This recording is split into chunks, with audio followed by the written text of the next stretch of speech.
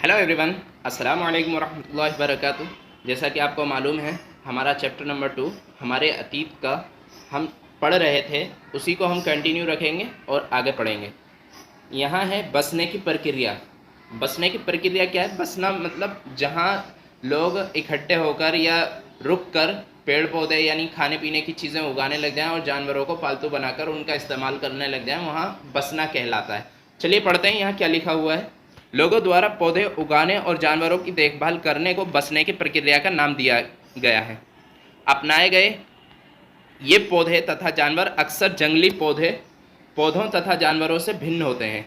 यानी जो चीज़ें अपनाई जाती हैं वो जंगली चीज़ों से अलग होती हैं, जैसे कि पेड़ पौधे घास वगैरह जो होती हैं उनसे अलग हमारी खाने की चीज़ें होती हैं, जैसे कि पालक। और अगर हम देखें तो सब्जियां अलग होती हैं और घास फूस अलग होता है। इसी तरह जानवरों में भी होता है कि जंगली जानवर अलग होते हैं और पालतू जानवर अलग होते हैं। ठीक है, तो आगे देखते हैं। इसकी वजह ये है कि बसने की प्रक्रिया की दिशा में अपनाए गए पौधों या जानवरों का लोग चयन करते हैं, यानी चूज़ करते हैं। उदाहरण के तौर पर लोग उन्हीं पौधों तथा जानवरों का चयन करते हैं जिनके बीमार होने की संभावना कम हो। यही नहीं, लोग उन्हीं पौधों को चुनते हैं जिनसे बड़े दाने वाले अनाज पैदा होते हैं, साथ ही जिनकी मजबूत डंठल अनाज के पके दानों के भार को संभाल सकें। ऐसे पौधों के बीजों को संभाल कर रखा जाता है ताकि फिर से उगाने के लिए उनके गुण सुरक्षित रह सकें। उन्हीं जानवरों को आगे प्रजनन के लिए चुना जाता है जो आमतौर पर अहिंसक होते हैं। अहिंसक मीन्स जो कि हमला नहीं करते, हिंसा नहीं करते, उसे अहिंसक बोलते हैं। ठीक है, इसलिए हम देखते हैं कि पाले गए जानवर तथा कृषि के लिए अपनाए गए पौधे जंगली जानवरों तथा पौधों से धीरे धीरे भिन्न होते गए। मिसाल के तौर पर जंगली जानवरों की तुलना में पालतू जानवरों के दांत और सींग छोटे होते हैं। आगे पढ़ते हैं। इन दांतों को देखो, इनमें से कौन सी यहाँ पर दिए हुए हैं, लेकिन पिक्चर थोड़ी क्लियर नहीं है। आपके पास होगी पिक्चर, उसमें देखिएगा। जो नोकीले दांत होंगे वो जंगली सुअर के होंगे और जो चपटे से दांत होंगे वो पालतू सुअर के होंगे। ठीक है, आगे लिखा हुआ है बसने की प्रक्रिया पूरी दुनिया में धीरे धीरे चलती रही। ये करीब 12,000 साल पहले शुरू हुई। उसी तरह सबसे पहले पालतू बनाए गए जानवरों में कुत्ते के बाद भेड़ बकरी आते हैं। ठीक है, तो सबसे पहले कुत्ते को पालतू बनाया गया, उसके बाद भेड़ बकरी आते हैं। एक नवीन जीवन शैली। तुम किसी पौधे के बीज को बोकर देखो, तुम पाओगे कि इसे विकसित होने में कुछ वक्त लगता है। इसमें कुछ दिन, महीने या साल तक लग जाते हैं।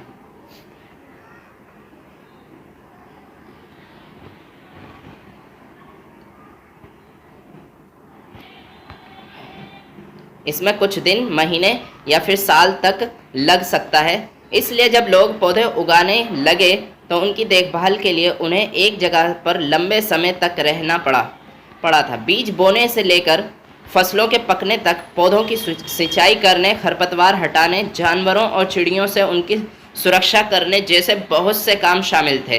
कटाई के बाद अनाज का उपयोग बहुत संभाल कर करना पड़ता था। अनाज को भोजन और बीज दोनों ही रूपों में बचाकर रखना आवश्यक था, इसलिए लोगों को इसके भंडारण की बात सोचनी पड़ी। बहुत से इलाकों में लोगों ने मिट्टी के बड़े बड़े बर्तन बनाए, टोकरियां बनी और फिर ज़मीन में गड्ढा खोदा। क्या तुम्हें लगता है कि शिकारी या भोजन संग्रह करने वाले बर्तन बनाते और उनका प्रयोग करते होंगे? आपने अपने जवाब का कारण बताओ। यानी आपके लिए सवाल क्या है? क्या तुम्हें लगता है कि शिकारी या भोजन संग्रह करने वाले बर्तन बनाते और उनका प्रयोग करते होंगे? क्या ऐसा करते होंगे या नहीं करते होंगे? आपको इसका जवाब देना है। ठीक है, इससे आगे बढ़ते हैं। जानवर चलते फिरते खाद्य भंडार। जानवर बच्चे देते हैं जिससे उनकी संख्या बढ़ती है। अगर जानवर की देखभाल की जाए तो उनकी संख्या तो बढ़ती ही है, साथ ही उनसे दूध भी प्राप्त हो सकता है जो भोजन का एक अच्छा स्रोत है। यही नहीं, जानवरों से हमें मांस भी मिलता है। दूसरे शब्दों में पशुपालन भोजन के भंडारण का एक तरीका है। ठीक है, आगे बढ़ते हैं। भोजन के अतिरिक्त जानवरों से और क्या क्या मिल सकता है? आज जानवरों का उपयोग किस लिए होता है? यानी ये 2 सवाल हैं, इन दोनों के जवाब भी आपको लिखने हैं। भोजन के अलावा जानवरों से हमें क्या क्या मिलता है, जैसे बैलगाड़ी बना लिया, इस तरह से बहुत से काम हम उनसे ले सकते हैं। तो आपको ये बताना है कि हम क्या क्या काम ले सकते हैं उन जानवरों से। ठीक है, किसी भी जानवर का हम इस्तेमाल बता सकते हैं कि हम इस तरीके से इस जानवर का इस तरह इस्तेमाल करते हैं। तो ये आपके लिए सवाल है। ठीक है, आज जानवरों का उपयोग किस लिए होता है, आज के बारे में भी बताना है। आज किस किस चीज़ में हम इस्तेमाल करते हैं। आओ आरंभिक कृषकों और पशुपालकों के बारे में पता करें। अब जो शुरुआत में जो कृषक थे उनके बारे में हम पढ़ेंगे इसमें। क्या तुम्हें कई नीले वर्ग दिख रहे हैं? कौन से नीले वर्ग हैं? यहाँ तो कोई नीले वर्ग नहीं है, कोई नीला वर्ग नहीं है। चलिए हम इसी को पढ़ते हैं, बाकी देखते हैं क्या लिखा है। क्या तुम्हें कई नीले वर्ग दिख रहे हैं? Question mark. पता है इनमें से प्रत्येक बिंदु उस जगह को दर्शाता है। अच्छा, हमें मानचित्र 2 पर जाना था। चलिए उसको बाद में देखें, हम पहले भी देख चुके हैं, उसमें जगहों के नाम लिखे हुए हैं। उस जगह को दर्शाता है जहाँ पुरातत्वविदों को शुरुआती कृषकों और पशुपालकों के होने के साक्ष्य मिले हैं। ये पूरे उपमहाद्वीप में पाए गए हैं। इनमें सबसे महत्वपूर्ण पश्चिमी क्षेत्र में, आधुनिक कश्मीर में और पूर्वी तथा दक्षिण भारत में पाए गए हैं। ये खास जगह हैं जहाँ पर ख़ास तौर पर पाए गए हैं, यानी वहाँ पर जो है कृषकों ने शुरुआत की होगी, वहाँ पर लोग जो है कृषि वक्त से पहले करनी शुरू कर दी होगी, तो इसलिए वहाँ पर साक्ष्य मिले होंगे। और आगे पढ़ते हैं। वास्तव में ये निर्दिष्ट स्थान कृषकों और पशुपालकों की बस्तियाँ थीं या नहीं, इसे जांचने के लिए वैज्ञानिक खुदाई में मिले पौधों और पशुओं की हड्डियों के नमूनों का अध्ययन करते हैं। इनमें से सबसे रोचक जले हुए अनाज के दानों के अवशेष हैं। ऐसा लगता है कि ये गलती से या फिर जानबूझकर जलाए गए होंगे। वैज्ञानिक इन अनाज के दानों की पहचान कर सकते हैं। इस तरह हमें पता चलता है कि इस उपमहाद्वीप के विभिन्न भागों में बहुत सारी फसलें उगाई जाती रही होंगी। वैज्ञानिक विभिन्न जानवरों की हड्डियों की भी पहचान कर सकते हैं, यानी जानवरों की हड्डियों की भी पहचान कर सकते हैं वैज्ञानिक। ठीक है, साइंटिफिक तरीके से। आगे पढ़ते हैं स्थायी जीवन की ओर। स्थायी जीवन किसे कहते हैं? जो अभी क्या थे, घूमते फिरते रहते थे, कभी इधर कभी उधर कभी इधर, कि भाई खाना ख़त्म हो गया तो आगे चले गए। अब ये स्थायी जीवन की ओर, यानी इंसान जब बड़ा, यानी एक ही जगह जमकर रहना शुरू कर देना, वो स्थायी जीवन है। पुरातत्वविदों को कुछ पुरास्थलों पर झोपड़ियों और घरों के निशान मिले हैं, जैसे कि बुर्जहोम वर्तमान कश्मीर में के लोग गड्ढे के नीचे घर बनाते थे, जिन्हें गर्तवास कहा जाता है। इनमें उतरने के लिए सीढ़ियाँ होती थीं, इससे उन्हें ठंड के मौसम में सुरक्षा मिलती होगी। पुरातत्वविदों को झोंपड़ियों के अंदर और बाहर दोनों ही स्थानों पर आग जलाने की जगह मिली हैं। ऐसा लगता है कि लोग मौसम के अनुसार घर के अंदर या बाहर खाना पकाते होंगे। ठीक है, आगे पढ़ते हैं। एक गर्तवास का चित्र बनाओ। बहुत सारी जगहों से पत्थर के औजार भी मिले हैं। इनमें से कई ऐसे हैं जो पुरापाषाण युगीन उपकरणों से भिन्न हैं, यानी पुरापाषाण युगीन जो उपकरण थे हमारे, जो हमने देखे थे पिक्चर में, उनसे अलग हैं। इसीलिए इन्हें नवपाषाण युग का माना गया है। इनमें वे औजार भी हैं जिनकी धार को अधिक पैना करने के लिए उन पर पॉलिश चढ़ाई जाती थी। ओखली और मूसल का प्रयोग अनाज तथा वनस्पतियों से प्राप्त अन्य चीज़ों को पीसने के लिए किया जाता था। आज हजारों साल बाद भी ओखली और मूसल का प्रयोग अनाज पीसने के लिए किया जाता है। उसी तरह प्राचीन प्रस्तर युगीन औजार का निर्माण और प्रयोग लगातार होता रहा। कुछ औजार हड्डियों से भी बनाए जाते थे, सिर्फ पत्थरों से नहीं, कुछ औजार हड्डियों से भी बनते थे। नवपाषाण युग के पुरास्थलों से कई प्रकार के मिट्टी के बर्तन मिले हैं। कभी कभी इन पर अलंकरण भी किया जाता था। बर्तनों का उपयोग चीज़ों को रखने के लिए किया जाता था। धीरे धीरे लोग बर्तनों का प्रयोग खाना बनाने के लिए भी करने लगे। चावल, गेहूँ तथा दलहन जैसे अनाज अब आहार का महत्वपूर्ण हिस्सा बन गए थे। इसके साथ साथ अब लोग कपड़े भी बुनने लगे थे। इसके लिए कपास जैसे आवश्यक पौधे उगाए जा सकते थे। क्या ये परिवर्तन हर जगह एक साथ ही हुआ होगा, आ गए होंगे? ऐसी बात नहीं है। एक तरफ जहाँ कई जगहों पर स्त्री पुरुष शिकार और भोजन संग्रह करने का काम करते रहे थे, वहीं अन्य लोगों ने हजारों सालों के दरमियान धीरे धीरे खेती और पशुपालन का अपना लिया। बहुत जगह लोग मौसम के मुताबिक बदल बदल कर अपनी जीविका चलाया करते थे। यानी हर जगह एक साथ बदलाव नहीं हुआ था, हर अलग अलग, यानी कहीं पर कुछ काम किया करते थे और कहीं पर कुछ किया करते थे। तो धीरे धीरे लोगों ने एक दूसरे से मिलजुल कर चीज़ों को सीखा। सूक्ष्म निरीक्षण, मेहरगढ़ में जीवन मृत्यु। ठीक है, मानचित्र 2 प्रश्न नंबर 13 में मेहरगढ़ ढूंढो। अब मेहरगढ़ ढूंढेंगे हम, आप बुक में ढूंढेंगे और उस जगह को पहचानेंगे। ये ईरान जाने वाले सबसे महत्वपूर्ण रास्ते बोलन दर्रे के पास एक हरा भरा समतल स्थान है। मेहरगढ़ संभवतः ये वह स्थान है जहाँ के स्त्री पुरुषों ने इस इलाके में सबसे पहले जौ, गेहूँ उगाना और भेड़ बकरी पालना सीखा। यहाँ विभिन्न प्रकार के जानवरों की हड्डियाँ मिली हैं। इनमें हिरण तथा सुअर जैसे जंगली जानवरों तथा भेड़ और बकरियों की हड्डियाँ हैं। मेहरगढ़ में इसके अलावा चौकोर तथा आयताकार घरों के अवशेष भी मिले हैं। यानी चौकोर यानी आपका स्क्वायर में और रेक्टेंगल में। चौकोर कहते हैं स्क्वायर और आयताकार यानी रेक्टेंगल। तो मेहरगढ़ में इसके अलावा चौकोर तथा आयताकार घरों के अवशेष भी मिले हैं। प्रत्येक घर में 4 या उससे ज़्यादा कमरे हैं, जिनमें से कुछ संभवतः भंडारण के लिए काम आते होंगे। भंडारण यानी स्टॉक करना किसी चीज़ को।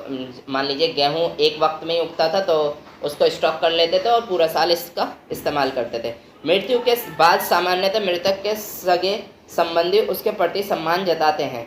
लोगों की आस्था है कि मृत्यु के बाद भी जीवन होता है, इसलिए कब्रों में मृतकों के साथ कुछ सामान भी रखे जाते थे। मेहरगढ़ में ऐसी कई कब्रें मिली हैं। एक कब्र में एक मृतक के साथ एक बकरी को भी दफनाया गया था। संभवतः इसे परलोक में मृतक के खाने के लिए रखा गया होगा। मेहरगढ़ की कब्र का चित्र। क्या तुम बकरी के कंकाल को पहचान सकते हो? ये तो इंसान का कंकाल हो गया और ये इधर उधर बकरी का कंकाल हो गया। ठीक है, तो आगे बढ़ते हैं।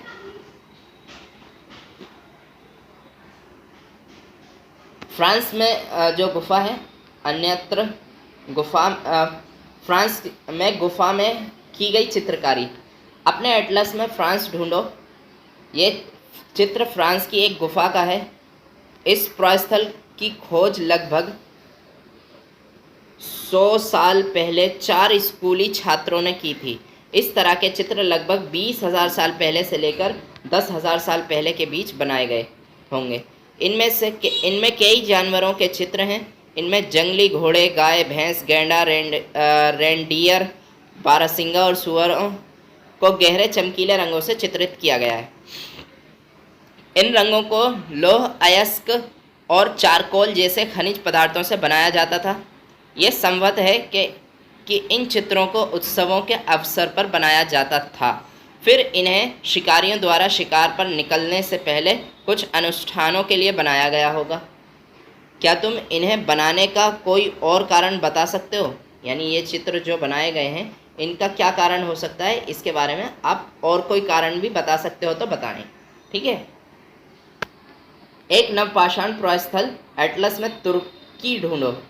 एटलस में क्या ढूंढना है? तुर्की। नवपाषाण युग के सबसे प्रसिद्ध प्रस्थलों में एक चताल युग तुर्की में है। यहाँ दूर दराज स्थानों से कई चीज़ें लाई जाती थीं और उनका उपयोग किया जाता था, जैसे सीरिया से लाया गया चकमक पत्थर, लाल सागर की कोड़ियाँ तथा भूमध्य सागर की सीपियाँ। ध्यान रहे कि उस समय तक पहिए वाले वाहन का विकास नहीं हुआ था। लोग सामान खुद या जानवरों की पीठ पर लादकर लाया करते थे। बताओ कोड़ियों तथा सीपियों का क्या उपयोग होता होगा? कोड़ियों और सीपियों, पहले तो आपके लिए यही सवाल बन जाएगा, कोड़ियाँ क्या चीज़ हैं और सीपियाँ क्या चीज़ हैं। आप इसको पढ़ेंगे। कौड़ियों के बारे में आप सर्च करेंगे, मोबाइल आपके पास होगा, कौड़ियाँ और सीपियाँ क्या चीज़ हैं, इसके बारे में सर्च करेंगे, फिर इसका जवाब देंगे, ठीक है। और अभी मैं बात कर लेता हूँ क्या नाम है, एटलस। एटलस क्या है? एटलस कहते हैं जो आपका वर्ल्ड मैप है उसकी बात, यानी क्योंकि आपको जो फ्रांस ढूंढना होगा वो फ्रांस आपको नहीं मिलेगा इंडिया के मैप में, क्योंकि ये क्या है, विदेश है, यानी दूसरा देश है। इसी तरह तुर्की भी आपको एटलस में ढूंढना है तो आपको तुर्की भी वर्ल्ड मैप पर मिलेगा, ठीक है। चलिए मिलते हैं नेक्स्ट वीडियो में और पढ़ेंगे इसके क्वेश्चन आंसर, और मैं आपको व्हाट्सएप पर सेंड कर दूंगा क्वेश्चन आंसर, आप उन्हें अच्छे से याद कर लीजिएगा, क्योंकि आपके सितंबर में SA1 एग्ज़ाम शुरू होंगे और उसके क्वेश्चन आंसर आप मीन्स ये जो हम पढ़ रहे हैं इन्हीं से आएंगे। और याद रखिएगा सारे के सारे ऑप्शनल क्वेश्चन होंगे, आपको लिखने नहीं होंगे, और आपको 1 घंटे का टाइम दिया जाएगा। उस 1 घंटे के अंदर अंदर आपको 40 क्वेश्चन करके वापसी भेजने होंगे। तो ये याद रखिए, आपका एग्ज़ाम जो आपके एग्ज़ाम्स होंगे वो सितंबर में ही होंगे, और हो सकता है ऑनलाइन ही हो सकता है मे बी, ठीक है। तो ख्याल रखिएगा, आप जो है अपने तैयारी पूरी रखिए, क्योंकि आपको 1 घंटे के अंदर अंदर आपको वापसी सेंड करने होंगे वो आंसर्स, क्योंकि सिर्फ पढ़ना है और टिक लगाना है, पढ़ना है और टिक लगाना है, यानी कि आपको इतनी भी फुर्सत नहीं मिल पाएगी कि आप सर्च भी कर सकें। मुझे उम्मीद है बात समझ में आ गई होगी। अगर आप पढ़ेंगे तो ही आंसर दे पाएंगे, वरना आपके लिए दिक्कत हो जाएगी, और अगर आप लेट भेजेंगे तो आपको यानी आपके नंबर्स काट लिए जाएंगे। इस तरह का कुछ नियम कायदे कानून बनेंगे, वो आपको बता दिए जाएंगे। तो अभी मैं पहले से ही बता देता हूँ कि आपके जो एग्ज़ाम्स हैं वो सितंबर में होने हैं। क्लियर हो गई बात? चलिए मिलते हैं नेक्स्ट वीडियो में। अस्सलाम।